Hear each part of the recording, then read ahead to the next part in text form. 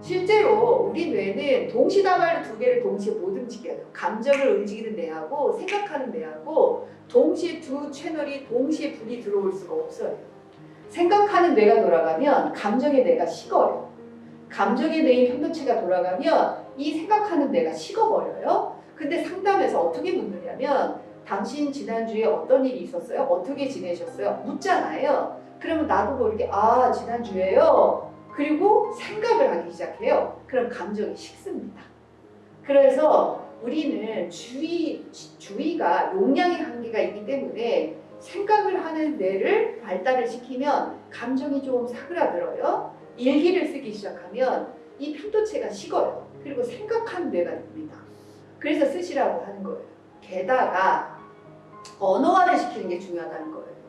막연히 참고 있고 막연히 모른 척하고 있고 막연히 없는 척하고 있어봐야 분노는 이미 내 안에서 불글거리고 있는데 그걸 막연한 상태로 내버려 두는 것보다 언어화를 시키면 나는 A라는 사람을 만나서 그 사람의 말투 때문에 너무 기분이 나빴어. 이렇게 언어화를 시키면 한 그 문장으로 내가 화난 게 끝나버려요. 근데 이거를 억압하거나 회피하거나 없는 척, 모르는 척 하면 이게 마치 보이지 않는 수증기 상태로 되는데 그러면 이 양이 생각보다 많아져요.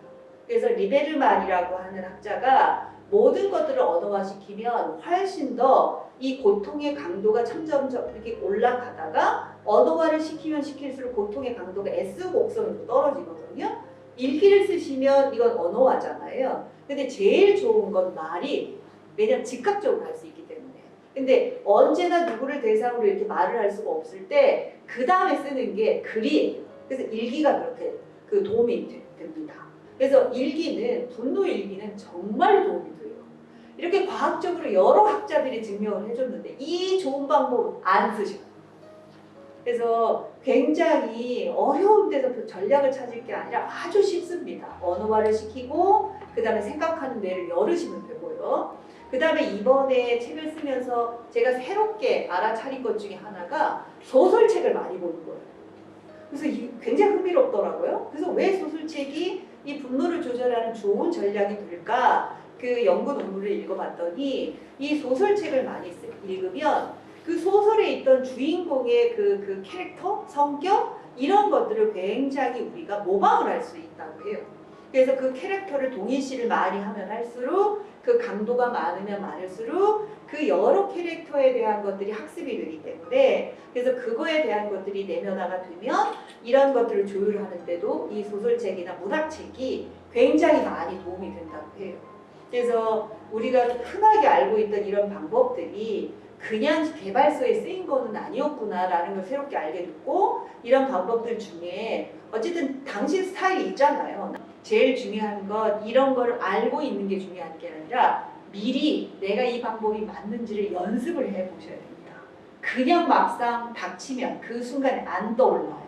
안 돼요. 이건 습관을 들여야지 되는데 실제로 새로운 행동을 학습하는 데 걸리는 시간이 평균 66일인데 짧으면 27일 정도고 맥시 아주 늦게 된 사람은 한 280일 정도 걸렸다고 해요. 그러니까 새로운 행동을 습관하는데 66일 정도는 자기가 투자를 하셔야 됩니다. 그래서 미리 연습하고 내가 이 방법이 나한테 도움이 되는구나 그걸 미리 알고 계시는 게 훨씬 더 유리하겠죠.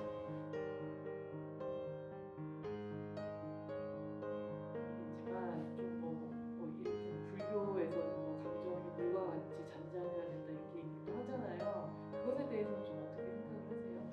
그러니까 이제 뭐 그 어느 일정 수준이 되면 어쨌든 굉장한 평온함과 안정감. 그래서 책의 어느 파트에서 있을 거예요. 이 분노와 같은 폭포가 지나가면 거기에는 감사와 기쁨과 그다음에 평온함과 안정감과 이런 감정이 이제 올 거다. 그러니까 이제 어느 정도 이 감정이 지나가면 우리한테는 이제 그게 오는데 어차피 이게 지나가면 그 감정이 올 건데 이미 이제 이거를 넘어가신 분들은 이미 이제 그거에 도달하신 분들인 거죠. 그래서 그거를 그 분노하지 않아도 어차피 그게 지나가면 평온함과 안정감과 그래서 우리 실컷 화를 내고 나면 언젠가 모르게 이렇게 뭐가 이렇게 쑥 빠져나간 기분으로 뭔가 이렇게 가벼워진 느낌을 느꼈을 때 오는 그런 그 가벼움. 그러니까 이분들은 이제 그걸 이미 알고 계시는 거죠. 그래서 굳이 일희일비할 필요가 없는 거죠, 이분들은. 다른 감정과 연결이 되어 있고 기쁨을 또 유발한다고 하셨잖아요. 그것이 어떤 분노를 발산했을 때 어떤 일종의 쾌감일까요? 그렇죠. 그 분노에서 이제 그 느껴지는 감정들이 어느 한 감정으로 끝나지는 게 아니라 그 분노를 통해서도 그 새로운 기쁨을 탄생할 수 있는 감정의 전이를 촉진시킨다는 거예요. 이 분노라는 감정이. 왜냐하면 내 욕구를 충족시켜주고 내가 무언가를 알아차려주고 나한테 욕구 충족을 해주고 그걸 알아차려주는 이 분노의 감정을 통해서 나한테 새로운 욕구 충족을 해주니까요. 근데 그게 이제 역기능으로 봤을 때 관계 속에서 파괴적이 되는 게 될 수가 있다.